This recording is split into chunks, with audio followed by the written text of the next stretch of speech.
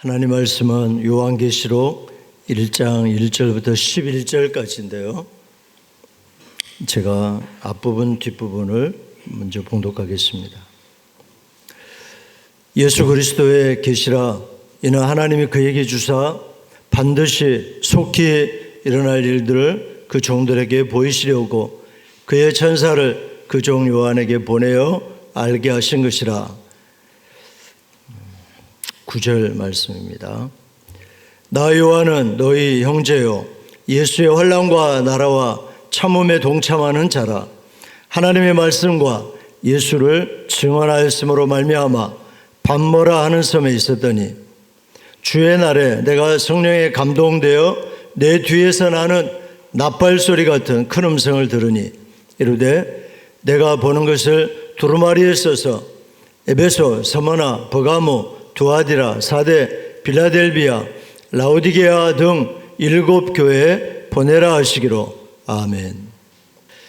오늘 말씀의 제목은 반드시 속히 일어날 일들을 보이려고 계시하셨다입니다. 한번 따라서 해볼까요? 반드시 속히 일어날 일들을 보이려고 계시하셨다. 좀 길죠? 요즘은 긴 걸 좋아한다대요. 그래서 길게 해봤습니다. 다시 읽겠습니다. 반드시 속히 일어날 일들을 보이려고 계시하셨다. 제목 외우기도 힘드네. 예, 그냥 반드시 속히. 반드시 속히. 오늘부터 요한계시록을 설교하게 되어서 기쁩니다. 요한계시록을 설교하면 역동적이고 긴장감이 넘칩니다. 제가 여러분 앞에서 4번 설교를 했고 그리고 5번째 합니다. 하나님께서 계시록을 설교하도록 감동하신 몇 가지 이유가 있습니다. 첫째는 이단에 맞서서 승리하도록. 이단이 많잖아요. 그렇게 무장하고. 두 번째는 신앙생활에서 종말론적인 승리를 얻고. 우리는 오늘 다 현실적으로는 어려운 길을 많이 가고 있지 않습니까? 그러나 우리는 확신합니다. 확신을 가져야 됩니다.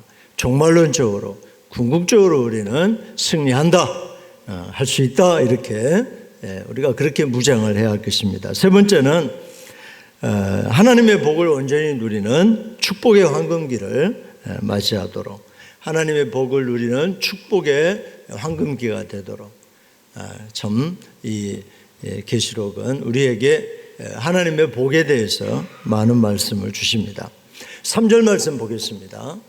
이 예언에 같이 읽겠습니다. 시작. 이 예언의 말씀을 읽는 자와 듣는 자가 그 가운데 기록한 것을 지키는 자는 복이 있나니 때가 가까움이라.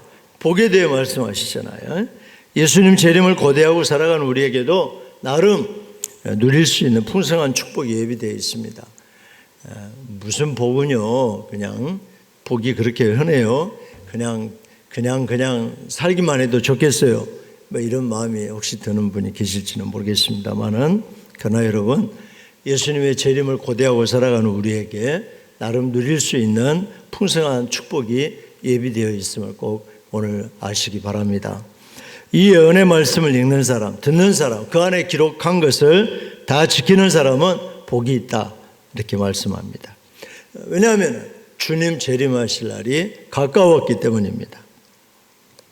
저는 하나님의 종으로서 계시록 설교에 더욱 충실해야 될 책임이 있고, 우리는 이 예언의 말씀을 읽고 듣고 순종하며 살아야겠습니다. 우리는 마지막 시대, 환난의 시대를 살아가고 있음에도 불구하고 사랑의 하나님께서 우리에게 베풀어 두셔서 누리고 즐거워할 수 있는 아름다운 복들도 있음을 기억하십시다. 성경에서 아름다운 시편들을 노래하고 연주했던 많은 장소가 광야 환경이었다는 사실을 여러분 아십니까? 우리가 잘 아는 시편 23편 1절 2절 보십시다. 같이 읽어볼까요? 시작. 여호와는 나의 목자이시니 내게 부족함이 없으리로다. 그가 나를 푸른 풀밭에 누이시며 쉴 만한 물가로 인도하시는도다. 다윗이 쉴 만한 물가, 푸른 풀밭을 노래했습니다. 근데 여러분, 지금 있는 곳은 어디입니까? 광야지 않습니까? 광야에 있단 말입니다. 여러분, 광야에서도 부를 만한 보석 같은 노래가 있습니다. 여러분의 오늘이라고 하는 현실이 영락없는 광야 생활이라고 느끼십니까? 막 팍팍하고 폭폭하고 막 푹푹하고 픽픽하다가 쓰러지고 그렇습니까? 다 오셨네요. 그래도 쓰러지지 않고. 예. 옆에 있는 분 보고 한번 인사합시다.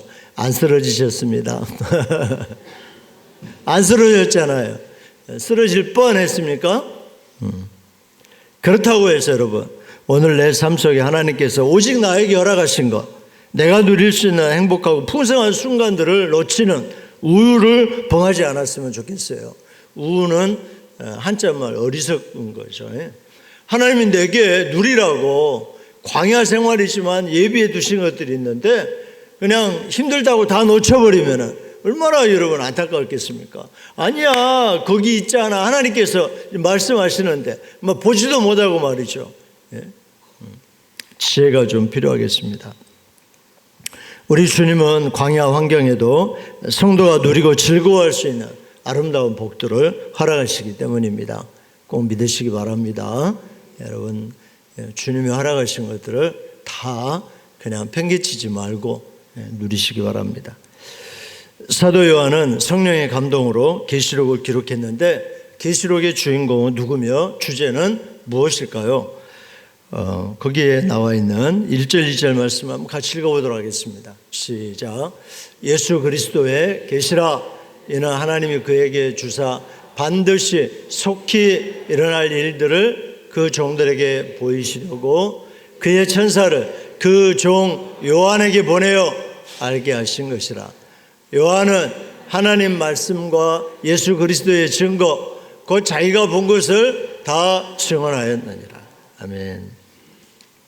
요한계시록은 놀랍게도 예수 그리스도의 계시, 이 세 단어로 시작합니다. 여러분, 계시록의 주인공은 예수님이세요. 주제 예수님이에요. 예수님에 대해서 말씀하세요. 여기에서 모든 이단은 다 날아가 버립니다. 이단들은 말이죠, 예수 그리스도를 높이지 않아요.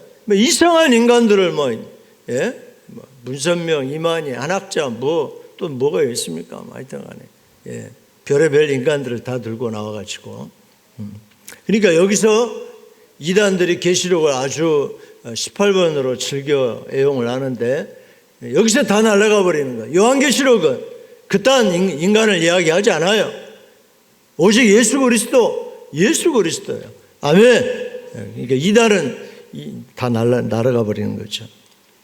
요한은 삼위 하나님의 이름으로 성도인 우리에게 축도하고 이어서 삼위 하나님을 찬양합니다.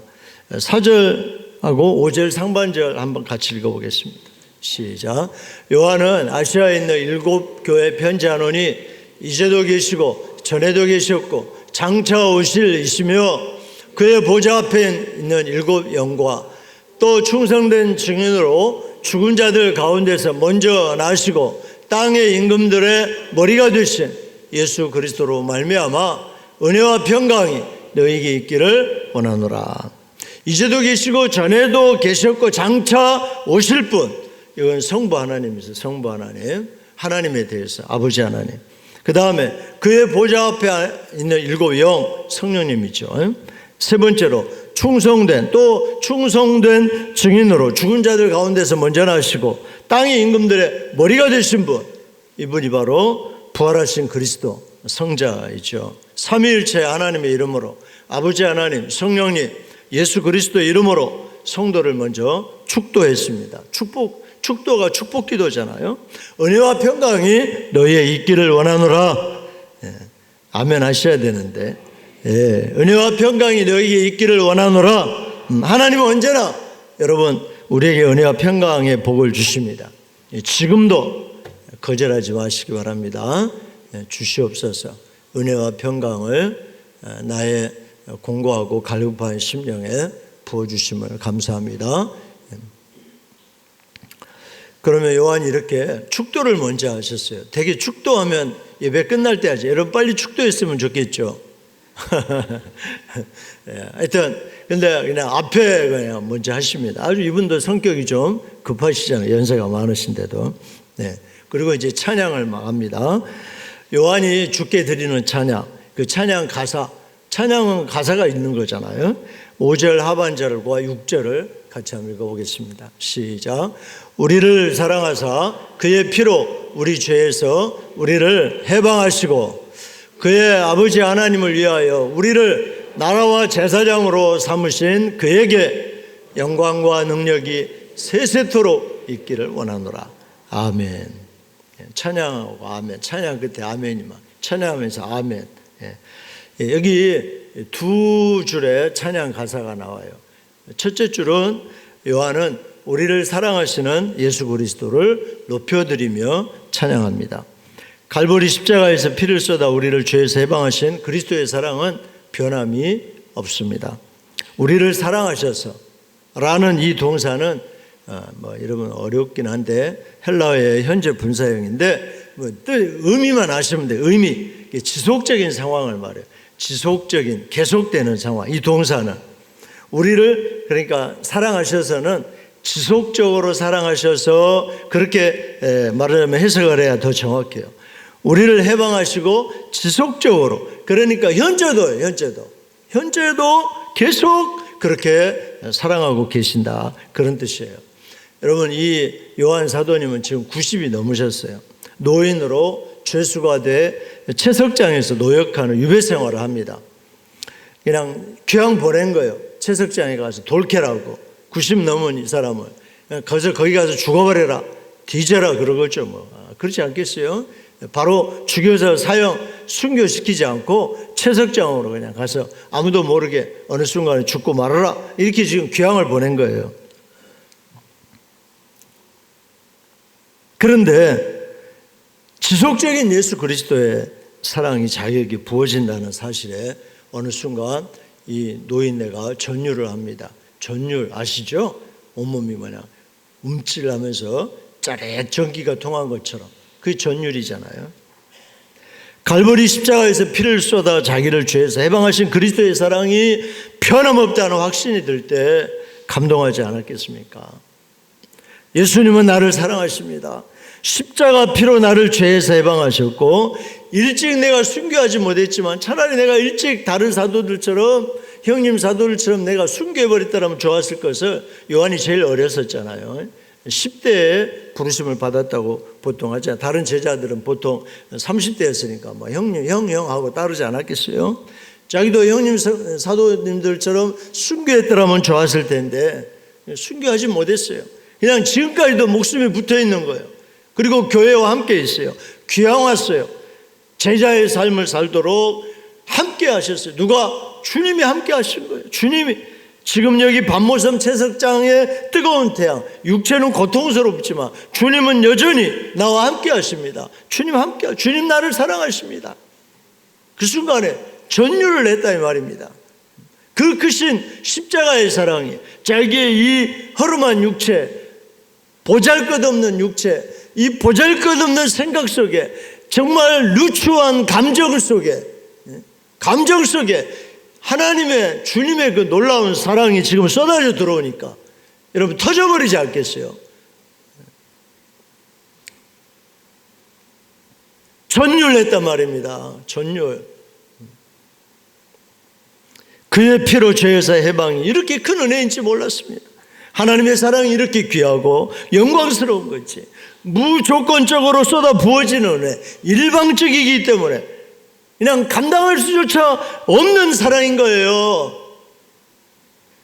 말씀을 듣다가 간절하게 기도하다가 이런 은혜가 임합니다. 외로울 때, 내 마음이 아플 때, 찢어지려고 할 때, 내가 무슨 오해를 받고 있을 때, 누구에도 말하지 못하는 이런 상황에 십자가에 달리신 주님을 생각하는 그 순간에 폭포수 같은 은혜가 내 안에 쏟아져 들어오는 것입니다. 내가 병들었어요.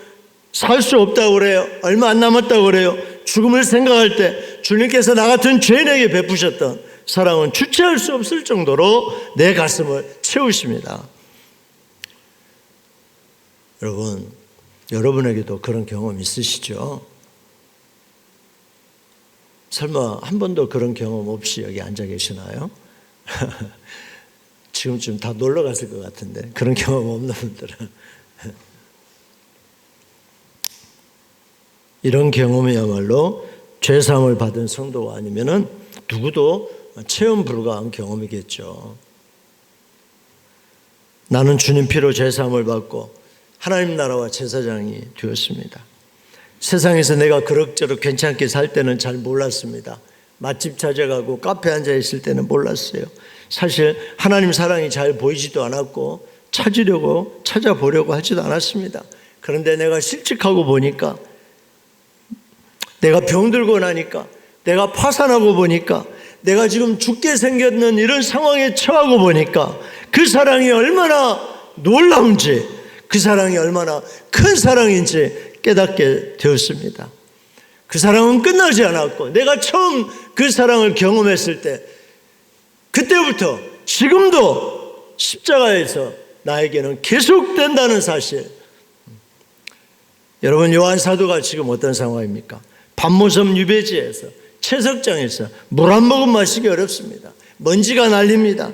바위를 내려칠 때마다, 아니 그냥 힘이 없어가지고 오히려 튕겨져가지고 그 망치가 튕겨 오르는 그런 순간입니다. 육체는 늙어서 쓰러지려고. 하나님은 계시는가? 정말로 하나님이 계신다면 왜 나를 돌아보시지 않는가? 지금 이 상황에 박해받는 연약한 교회, 초대교회는 이제 막 자라나는 싹과 같습니다. 그리고 덮쳐오는, 불같이 덮쳐오는 사탄의 세력, 성도들은 연약합니다. 하나님은 어디 계십니까? 왜 돌아보시지 않습니까? 나마저 이렇게 밤모섬에 유배돼 가지고 여기에 있게 하십니까? 요한은 그 순간 예수 그리스도를 바라봅니다. 우리를 사랑하사 그의 피로 우리 죄에서 우리를 해방하시고 그의 아버지 하나님을 위하여 우리를 나라와 제사장으로 삼으신 예수 그리스도, 울컥 침으로 오르는 그런 격정, 그건 은혜입니다. 여러분, 은혜입니다. 눈물을 꿀떡 삼켰겠죠. 도저히 말로 표현할 수 없는 그런 사랑입니다. 나의 전 생명과 나의 전 인격 안에 임하시는 하나님의 평강, 뭐가 억울하겠습니까? 뭐가 얼마나 속상합니까? 뭐가 뒤집어질 것 같고 뭐가 뚜껑이 열릴 것 같습니까? 이 하나님의 큰 사랑이 나를 압도하고 지금 이 순간에 내게 임하시는데요, 눈물이 줄줄 흘러서 감사가 넘치고 찬양하지 않을 수 없었습니다. 노래 본물이 터져 나오는 거죠. 우리를 사랑하사, 5절 하반절부터 6절까지 다시 한번 읽어봐요. 아까 읽었는데 한 번 더 읽어봅시다. 시작. 우리를 사랑하사 그의 피로 우리 죄에서 우리를 해방하시고 그의 아버지 하나님을 위하여 우리를 나라와 제사장으로 삼으신 그에게 영광과 능력이 세세토록 있기를 원하노라. 아멘, 아멘, 아멘 하셔야 돼요, 여러분.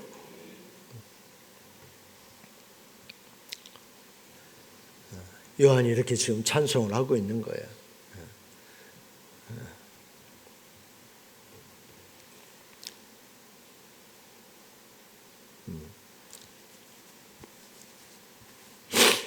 또 하나는, 요한은 그리스도의 재림을 높여드리려고 지금 찬양을 합니다.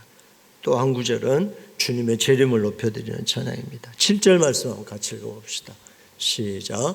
볼지어다 그가 구름을 타고 오시리라.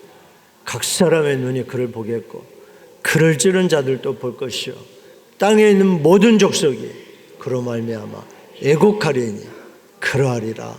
아멘. 찬양할 때마다 아멘 하잖아요. 아멘. 아멘. 아멘이 안 나올 수가 없죠, 여러분. 예수님은 구름 타고 오십니다. 이건 예수님의 신성, 하나님의 성품을 강조하는 거죠. 하나님의 그 영광과 위엄으로 오십니다. 죽음에서 부활하고 땅의 임금들의 머리가 되셔서 이제 왕권을 행사하십니다. 땅에 그 잘났다는 모든 왕들이 전부 머리를 조아리며 주님 앞에 굴복할 것입니다. 초림 때처럼 초림의 예수님은 마구간에 누추하게 아무도 알지 못하게 외롭게 그렇게 오셨습니다. 그러나 이제 그렇게 오시지 않을 것입니다. 모든 인류가 볼 것입니다. 눈이 있는 사람은 다 그를 볼 것이요 심지어 그를 찌른 사람들도 그리고 땅 위의 모든 족속이 그분 때문에 가슴을 칠 것입니다. 왜요? 심판을 받을 것이기 때문입니다. 심지어 그를 찌른 사람들도 심판대에 서서 심판을 받을 것이기 때문에 아무도 한 사람도 예외는 없습니다. 지구 위에 오고 모든 세대에 살았던 모든 인류가 육체로 부활해야 돼요.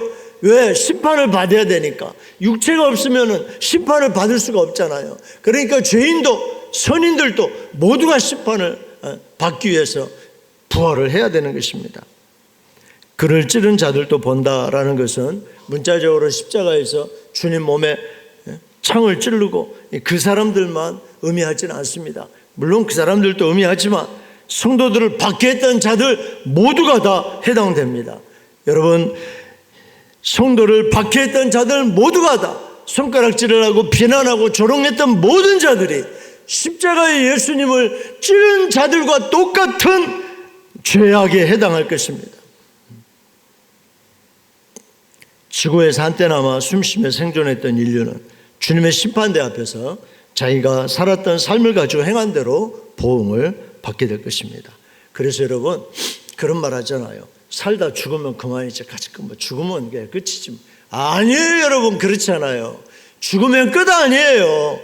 더 영원한 세월 동안에 심판과 형벌이 있어요. 끝 아니에요, 여러분. 우리는 악인들이 호화롭게 잘 살다가 죽을 때까지 평안히 죽는 거 부러워해서는 안 됩니다. 어떤 사람은요, 잘 살아요. 죄 짓고도. 근데 죽을 때도요, 떵떵거리고 또 죽네. 사람들이 다 몰려들어가지고. 여러분, 그거 부러워할 거 없습니다. 죽음은 끝이 아닙니다. 주님이 재림하실 때 살았거나 이미 죽었거나 그리스도의 영광 앞에서 모두가 심판을 받습니다. 우리는 주님의 재림이 반드시 속히 될 일임을 기억하고 살아야 됩니다. 여기에 두 가지 강조점이 있어요. 반드시, 그 말은 필연성과 확실성입니다. 그리고 속히는 신속한 시간에 성취된다는 것입니다. 속히, 물론 지금 2000년이 흘렀지 않냐고 반문할 수도 있습니다. 조롱하는 사람도 있습니다. 재림이 어디 있느냐고. 여러분, 이것은요, 단순히 양적 의미의 연대기적인 뜻이 아닙니다. 질적 차원에서 마지막 때라고 이해해야 됩니다. 예수님 재림과 하나님 나라의 부흥을 위한 죄인들의 회심을 소원하는 이 교회는 재림의 임박성 그리고 지연성의 긴장 속에서 살아가고 있습니다. 모든 사람들에게 회개할 기회를 주신 하나님의 은혜로우심을 우리는 이해해야 합니다. 재림을 의심하고 재림한다더니 언제 주님이 재림하시냐, 속히 오신다더니 이렇게 희롱하는 사람들에게 베드로 사도가 분명히 말했습니다. 베드로후서 3장 8절 9절 같이 읽어보겠습니다. 시작. 사랑하는 자들아, 주께는 하루가 1000년 같고 1000년이 하루 같다는 이 한 가지를 잊지 말라. 주의 약속은 어떤 이들이 더디다고 생각하는 것 같이 더딘 것이 아니라 오직 주께서는 너희를 대하여 오래 참으사 아무도 멸망하지 아니하고 다 회개하기에 이르기를 원하시느니라. 그렇습니다, 여러분. 2000년이나 지났는데 재림이 어디 있냐? 예수가 무슨 재림이냐? 여러분, 이틀밖에 안 지난 거예요. 1000년이 하루 같다 했으니까. 3일째 오시면 앞으로 1000년 후에 오실지, 이런 하루 이틀 연대기적인 그런 시간 개념이 아니라는 거예요, 여러분. 베드로는 주의 날이 도적같이 올 터니 우리가 점도 없이 흠도 없이 거룩한 모습으로 성장해 가자, 자라가자 이렇게 권면했고요. 또 하나는 주께서 오래 참으시는 동안에 우리는 힘써서 뭐 해야 돼요? 전도해야 돼요. 죄인들이 회개하고 돌아오기를 주님이 원하시기 때문에 그렇죠. 우리가 부를 찬양의 주제는 예수 그리스도의 재림입니다. 재림을 늘 찬양하는 거예요. 성경의 약속은 다 이루어졌는데 딱 하나 남았어요. 다 이루어졌기 때문에 이 하나도 틀림없이 이루어질 것입니다. 그것은 예수 그리스도의 재림입니다. 속히 될 것입니다. 여러분, 우리는 그날까지 찬양하며 살아야 됩니다. 찬양. 우리 은샘 성도님은 한 가지 이상 찬양 사역팀에 동참하실 것을 제가 권유합니다. 우리에게 찬양대가 크게 3개 있어요. 임마누엘, 셀라, 그리고 할렐루야 찬양대가 있습니다. 그리고 또 찬양팀도 분위에 또 아이네오 찬양팀이 있고요. 국악 앙상블만 있는 게 아니라 또 로얄 아카데미와 은수엠 오케스트라까지 다양하게 있습니다. 다양하게. 여러분 그 중에 어디든지 참여하시고 또 함께 찬양하고 하나님을 노래하고 이렇게 우리도 요한처럼 찬양하십시다. 찬양하시기 바랍니다. 이제 마지막인데요. 요한은 우리에게 승리하는 사람들에 대해서 보여줍니다. 여러분 우리 승리해야 되잖아요. 꼭 승리합시다. 사도 요한 그리고 나, 사도 요한과 나 그리고 나 승리하는 사람이 되어야 됩니다. 요한은 자기를 이렇게 소개합니다. 9절 말씀인데요. 같이 읽어보겠습니다. 시작.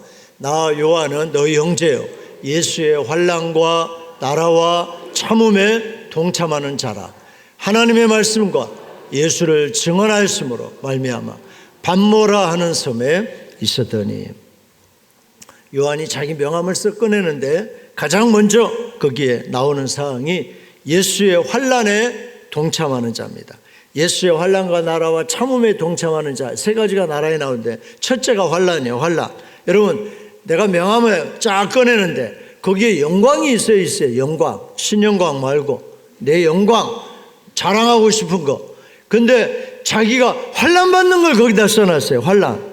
예? 그런 사람이 또 있을까요? 예수의 나라에 동참하는 자. 여러분 예수 나라가 어디 있어요 지금?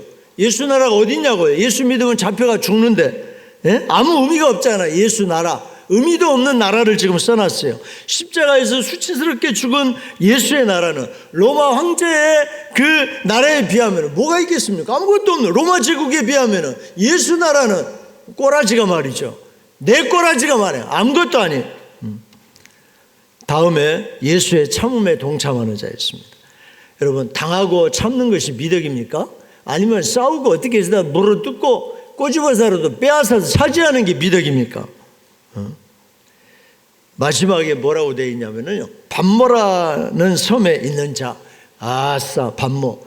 지금 그리스의 지중해 파트모스라는 섬인데 지금 지명은 성경의 지명은 반모입니다. 제가 3번인가 4번을 가봤는데 지중해 섬에 휴양지에 지금 갔어요. 요한이 반모라 섬에 그는 돌캐는 죄수 채석공으로 끌려갔습니다. 거기서 차라리 죽으라는 거죠. 조용히 죽어버려라. 그리고 글로 보내버린 거예요. 90 넘은 노인네를. 젊은이도 힘든 강제 노역을 하고 있습니다. 돌캐면서 말이죠. 여러분 사람들이 자랑할 때 보통 뭘 자랑해요? 뭐 출마하는 사람들, 잘 나가는 사람들이 저한테 한 번씩 와서 명함을 주면서 목사님도 명함 좀 내가 명함이 있어야지. 명함이 그 사람들 명함에 보면 그냥 앞뒤에 빡빡하게 뭘 써놔가지고 잔글씨로 보여야지 도통 이게 안 보이니까 차라리 속이 좋더라고. 그래서 보였으면 다 읽어야 되는데 뭘 자랑하죠? 학벌, 미모, 뭐 내 재산, 빌딩 몇 개, 뭐 이런 것들은 차마 자랑할 게 없으면 자식 자랑이라도, 자식 자랑이라도. 저는 이렇게 앞뒤로 빡빡하게 적은 사람들 많이 봤습니다만 제가 민망하더라고요. 제 양력을 할 수만 있으면 은샘교회 목사 한 해로 끝내려고 합니다. 어디 전도지에다도 어디 광고제 절대로 조승호 목사 이런 거 쓰지 말라고. 교회만 썼으면 됐지. 지가 뭐 잘나가지고 그 교회 목사인가? 잘나서 목사인가? 누가? 교회가 하나님의 교회는 주님의 교회는 여러분이 생각하는 것보다 훨씬 큽니다. 교회가 큰 거지. 교회가 그리스도의 몸이니까. 거기 목사 지 이름이 뭐가 그렇게 대단하다고 말이죠. 대단하신 분들도 많죠. 뭐 대가리가 단단한 건지 뭔지 하여튼 간에. 예수의 환난은 예수 때문에 당하는 환난입니다. 주변에서 고통당하는 분들을 종종 봅니다. 그러나 그 고통은 예수 때문이 아닙니다. 자기가 욕심을 부렸거나 판단을 잘못해가지고 당하는 고통, 결국 자기 때문에 겪는 환난 고통이지 믿음의 양심을 팔 수가 없어가지고 주님 말씀을 끝까지 지키려다 보니까 겪는 고통, 내가 정말 전도하고 한 영혼 살리려다 보니까 겪는 고통, 환난이 아니죠. 자기가 잘못해가지고 자기가 판단 미스, 욕심을 너무 부려가지고 겪는 고통이죠. 그런데 요한은 자기가 환난 당하는 이유를 밝힙니다. 하나님 말씀과 예수를 증언하였다 해서 내가 pat모라는 섬에 끌려왔어요. 그 예수 그리스도 안에서 나는 여러분의 형제요, 여러분과 더불어서 예수의 환난과 나라와 참음에 참여한 사람입니다. 이렇게 말하고 있어요. 자, 여러분 이제 어떻게 하시겠습니까? pat모섬, 그분이, 요한이 우리를 형제라고 부르고 있습니다. 형제여, 자매여 이렇게 부르고 있습니다. 저와 당신께 채석장 그 피곤하고 고통스러운 자리에서 지금 땀투성이가 돼가지고 돌 깨는 거 어떻게 한번 내려 망치질을 한번 간신히 하다가 우리를 발견하고 나를 발견하고 지금 걸어 나오면서 인자한 미소로 묻습니다. 형제여, 우리가 함께 예수 안에서 환난과 그 나라와 인내에 더불어 참여하지 않았나요? 자매여, 자매여, 환난과 그 나라와 인내에 우리가 함께 참여하지 않았나요? 묻습니다. 여러분 이제 내가 대답할 차례입니다. 우리는 정말 한순간이라도 예수를 믿기 때문에 신앙 양심 때문에 환난을 겪어본 적이 있습니까? 그 때문에 상처받고 그 때문에 환난 당해본 적이 있을까요? 그리고 그 환난을 내가 수치로 여기지 않고 나의 첫 번째 자랑으로 삼은 적이 있나요? 요한은 이처럼 다시 오실 예수 그리스도를 바라보면서 승리할 수 있는 신앙생활의 모범을 보여주고 있습니다. 여러분 우리는 승리할 수 있습니다. 계시록 1장 10절 말씀 한번 같이 읽어보도록 하겠습니다. 시작. 주의 날에 내가 성령에 감동되어 내 뒤에서 나는 나팔소리 같은 큰 음성을 들으니, 주의 날에, 주님 부활하신 날 주일을 말합니다. 요한은 이 주일에 성령에 감동되어 하나님 말씀을 들었습니다. 감동, 성령 충만해서, 그리고 나팔소리 같은 큰 음성을 들었다. 이건 부인할 수 없고 확신에 찬 하나님의 말씀을 뜻합니다. 신앙생활에서 승리할 수 있는 비결은 너무나도 간단합니다, 여러분. 그것은 아는 것과 실천하는 것은 별개죠. 아는 거, 머리로 아는 거, 예수님 아는 거하고 내가 실천하는 거, 그건 별개입니다. 실천이 필요한 거죠. 주일을 아침부터 저녁까지 성수한다는 것은 오늘날 전투고 전쟁이 되었습니다. 이 영적 전쟁에서 살아남기 위해서는 우리가 각오가 분명해야 할 것입니다. 각오, 그야말로 내가 싸워서 꼭 승리하리라, 이런 각오. 우리 교회에 이근순 집사님이 계셨는데 양쪽 귀가 전혀 들리지 않으셨습니다. 완전 안 들려서 보청기도 필요가 없는, 2019년까지 그때 89세이셨는데 우리 교회에서 신앙생활 하시다가 수원의 아들댁으로 가셨습니다. 그런데 여기 계시는 동안에 주일과 수요 예배에 늘 열심히 나오셨습니다. 아무것도 들리지 않는데 왜 나오세요? 막 귀에다 대고 제가 큰 소리로 물었습니다. 그래도 하나님 아버지께 예배드려야죠. 대답하셨습니다. 제가 한번 신방 가면은 귀에다 대고서 막 고래고래 고함을 쳐야 됩니다. 막 큰 소리로 제가 귀에다 대고, 알아들었어요 그러면 예수님, 그러면 거기 끄떡끄떡 하시기도 하고, 뭐 고함을 치고 귀에다 대고, 그래도 하나님 아버지께 예배드려야죠. 집사님은 주일마다 성령에 감동되어서 하나님 아버지의 음성을 들으셨으리라 믿습니다. 그것도 큰 나팔소리처럼요. 여러분도 예배 시간마다 성령께 사로잡히는 경험 꼭 하시기 바랍니다. 그냥 앉아있다만 가지 말고, 썰렁한 마음으로 있다 가지 말고, 이 시간 뜨거워지고 성령 충만해서 큰 나팔소리처럼 울려 퍼지는 내가 부인할 수 없는 하나님의 음성을 듣고, 그래서 나도 요한처럼 감격해서 말이죠. 90 넘은 노인네가 이 채석장에서 돌캐다가 그 지중해 땡볕에 말이죠. 그리고 감격하시는, 제가 그 요한 사도님 기거한 동굴에 가봤어요. 여러분 노인들은 한 번에 못 일어나시잖아요. 뭘 짚고 잡고 일어나죠.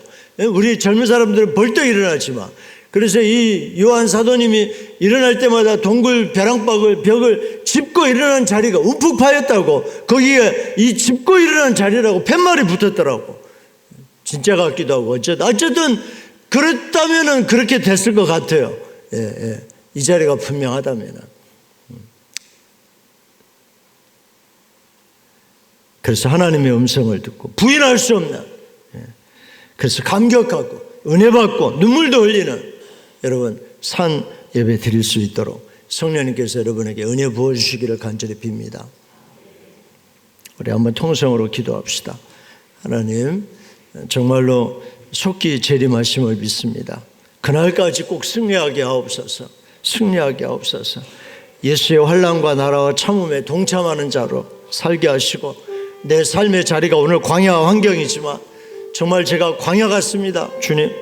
그러나 주님이 내게 허락하신 행복하고 풍성한 순간들을 즐기며 누리며 감사하며 나를 사랑하시는 주님만 높여 찬양하며 그렇게 승리할 줄로 믿습니다. 우리 한번 두 손 들고 주여 삼창하고 부르짖어 기도하겠습니다. 주여 주여 주여. 할렐루야. 주님 감사합니다. 예수님은 반드시 속히 재림하실 줄로 믿습니다.